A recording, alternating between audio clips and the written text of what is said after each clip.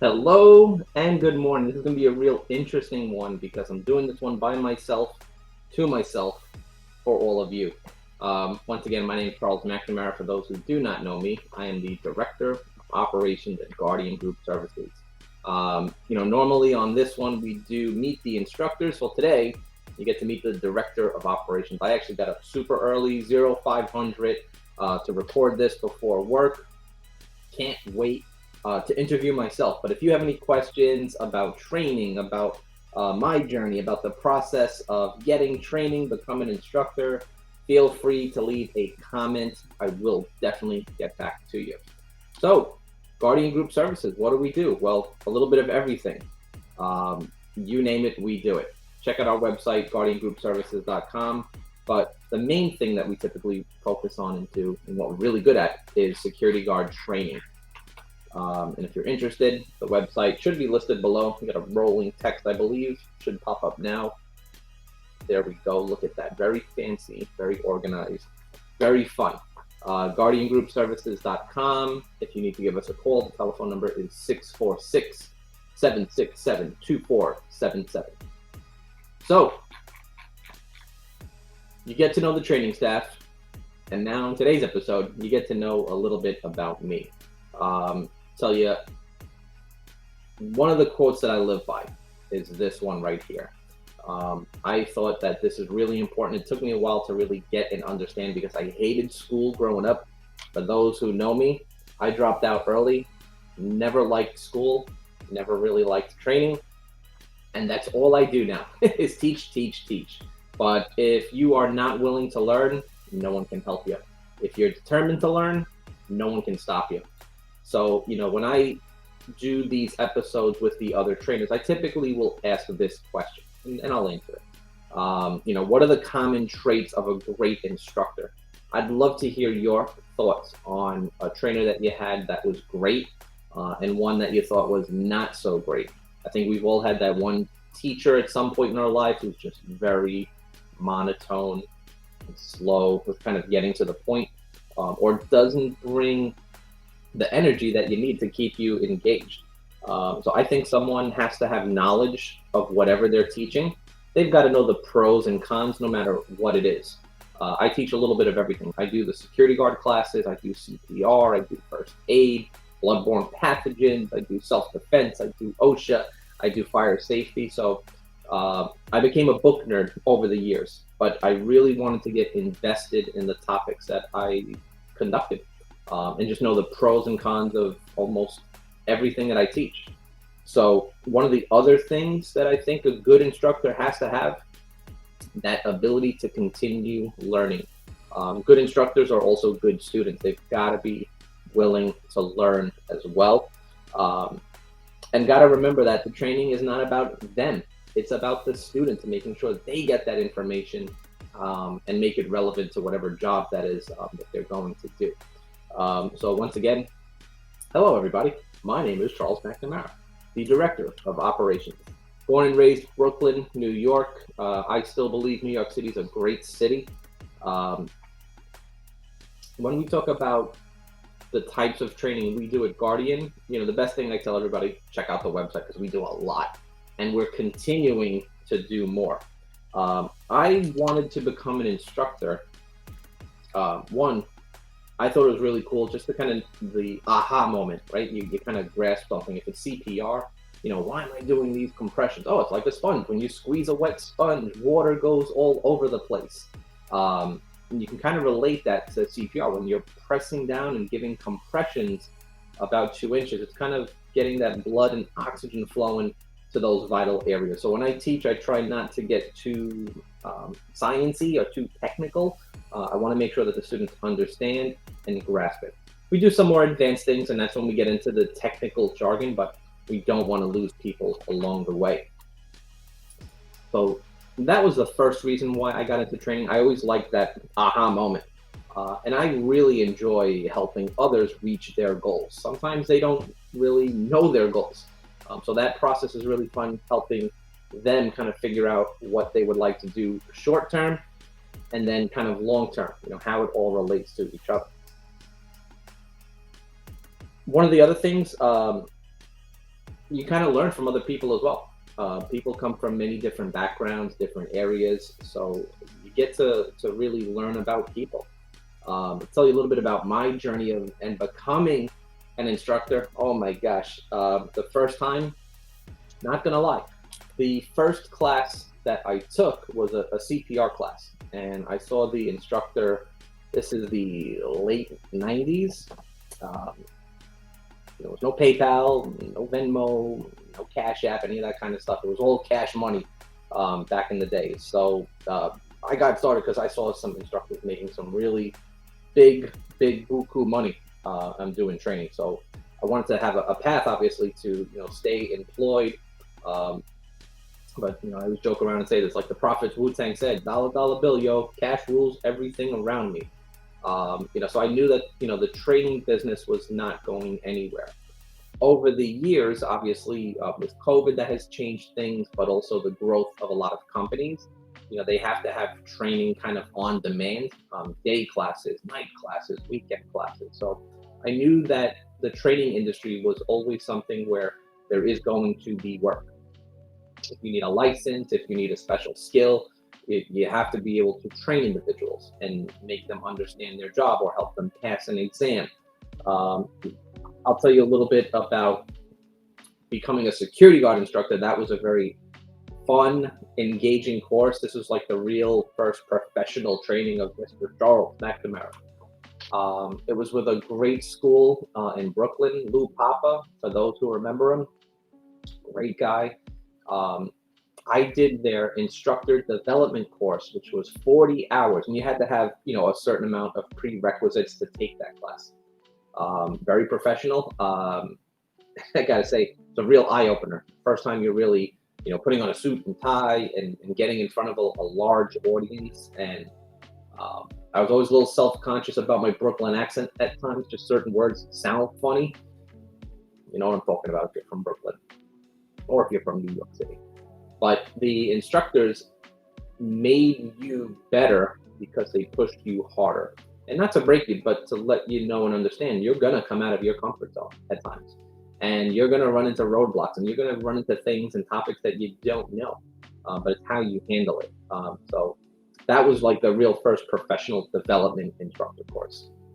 The fire department stuff just kind of came naturally. I took all of my fire guard licenses, FO1, FO2, FO3, FO4. And then I said, all right, you know what? That was pretty easy, right? Study the exam, go to the fire department. What else can I do? I got motivated, literally went to the fire department's website and looked at every single thing that they had on there. And some of my employers joke about this all the time. I had a wallet full of about 25 different fire department licenses. I'm like, you know what? Listen, I got to help people get these because I felt really bad that at times people had to be removed from their job because they did not have a certain license. I'm like, you got to be kidding me. Most of these tests are pretty easy if you study, and everybody learns a little differently. My goal then was really to get ramped up and fired up to help people get those, because I don't want to see people lose their job because they didn't take the test and pass it. Some people panic and they get nervous. That's one of the reasons why I got into the fire department stuff. I love teaching the F80 for shelters. I love teaching the FLSD course. For those who know me, I got a whole Bible full of that stuff, and that's a really tough position. The F89 FLSD, it's a 3-step process. You've got to take 31 hours of classroom training and then pass a test. Then you have to go to the fire department and take the computer-based tests. And then on top of that, you have to have an on-site at your building. So a lot of people don't realize the value in that license, but you get that license, it's kind of like a golden ticket on where you work, or if you're looking for employment somewhere else. FLSDs make some pretty good money in this industry.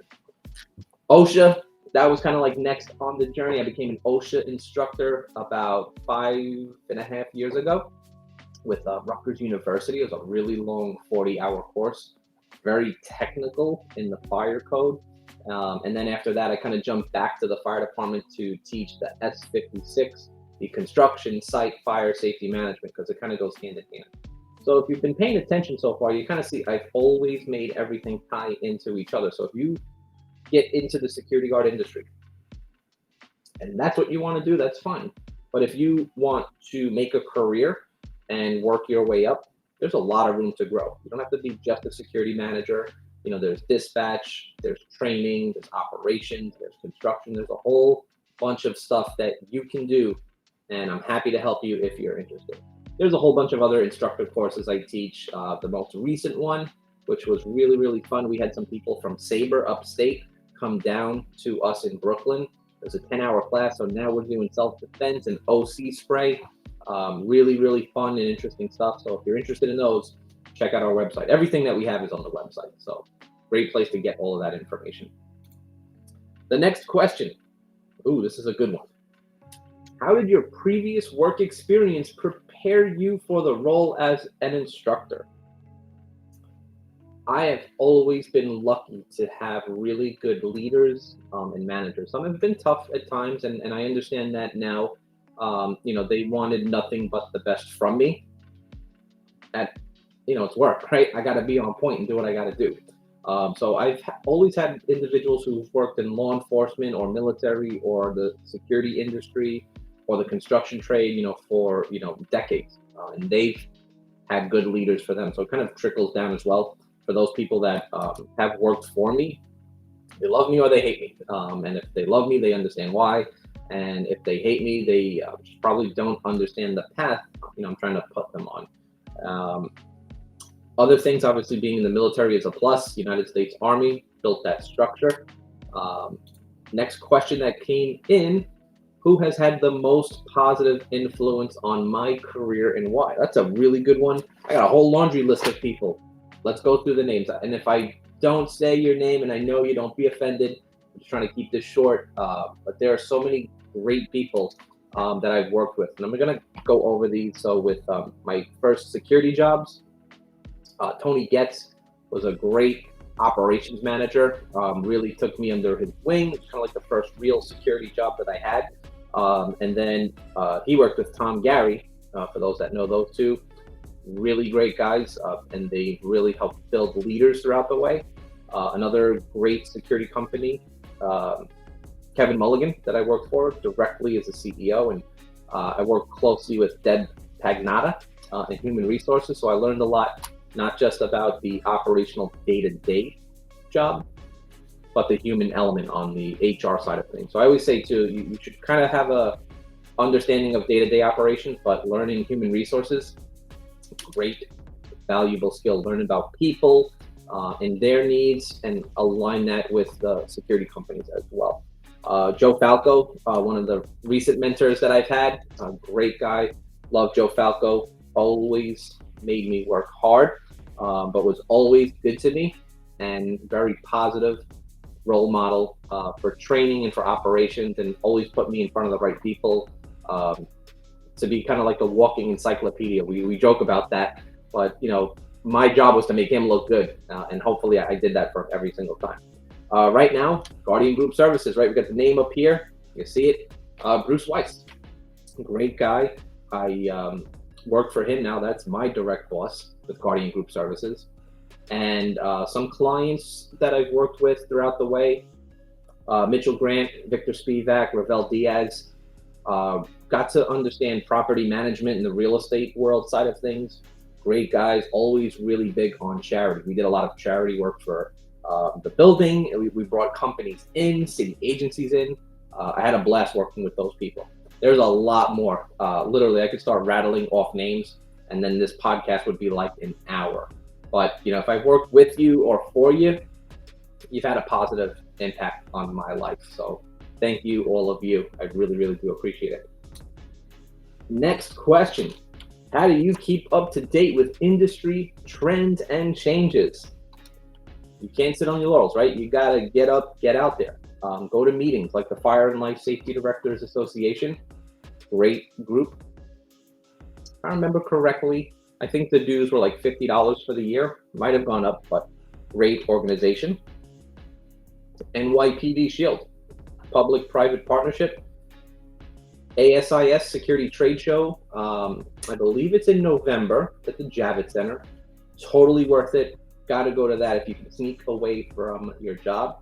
Got to go to that. And kind of, toot my own horn. I'm the last security director. I got a publication posted. Where am I? Look at that guy right there. He wrote a whole article, 30 years of security training in the industry. So publications, right? Just, reading things, watching podcasts, join those conversations. Things like this are great. Networking is a big part of this job. Next question. What are your thoughts on in-person versus online training? Yes. Yes. They're both good. Yes. Just like everything, has pros and has cons. You have to be a good storyteller. If you're doing in-person training, right, you have them there sitting with you. You still have to be able to articulate, be funny and entertaining, keep them engaged. You kind of have to ramp that up a little bit when you're online. So you have to have good content that looks clean, looks fresh.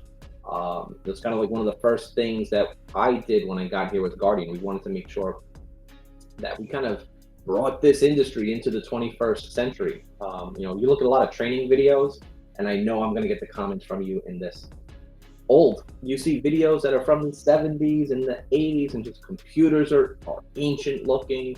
Hairstyles are crazy. Clothing is ridiculous. You look at this like, I can't relate to this. This is not me. This is not what I do. Both have pros and cons.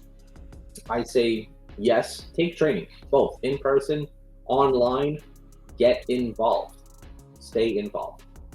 How many students have I trained over the years? Geez, I kind of crunched the numbers, and it's pretty crazy to think about this now. And I wrote this down on paper.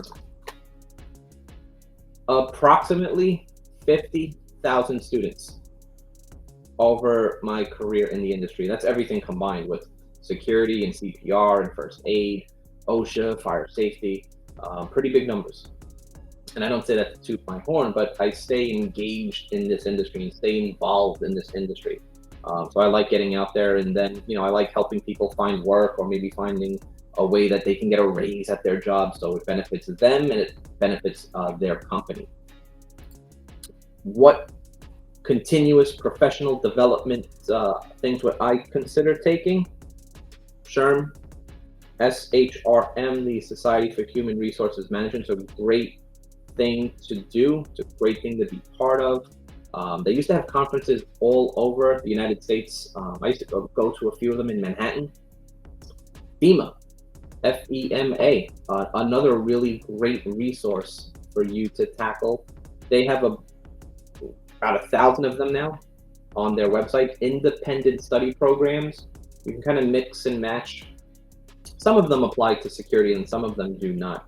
But the great thing about those, they give you free college credits. So if you're thinking about going to school, or if you're in school and you need some additional credits, it's great. You take them, they print you out a transcript, and most of them are transferable. Some are half a credit, some are a full credit. Some of them are 5 credits, which are amazing. Most of them can be done in about 2 to 3 hours. So really, really good stuff. And ASIS, great organization to be part of. And use LinkedIn, use your network, use your connections, see who's following who and who's involved in what. What resources would I recommend for you, the student? Invest in yourself. You don't have to go spend a crazy amount of money, but LinkedIn is a great example. You can find tons of professionals in the security field, hundreds of individuals in the fire safety field. Kind of see who's following who. Today's day and age on YouTube, there's tons of podcasts. So, there's a lot of joke channels about security. There's a lot of really, really interesting ones as well. If you follow our channel, hopefully you do. We're trying to put out, videos on a weekly basis, just, short training topics, kind of the sizzle before the steak, right? You see a clip, oh, I might like that, or that might be helpful, or I can do that. So just kind of stay engaged in your world. And probably the last thing I'm going to say, invest in a good shirt, right? Maybe a good dress shirt, one good suit, maybe two good ties. You want to look sharp. You want to play the role, play the part. Okay. What has been the most memorable class and why? This is just too funny. I got a few stories. I'll tell you this one first on active shooter. We were preparing an active shooter training class. This training was going to be in person, kind of like a tabletop discussion, right? No live fire, no rounds being shot off.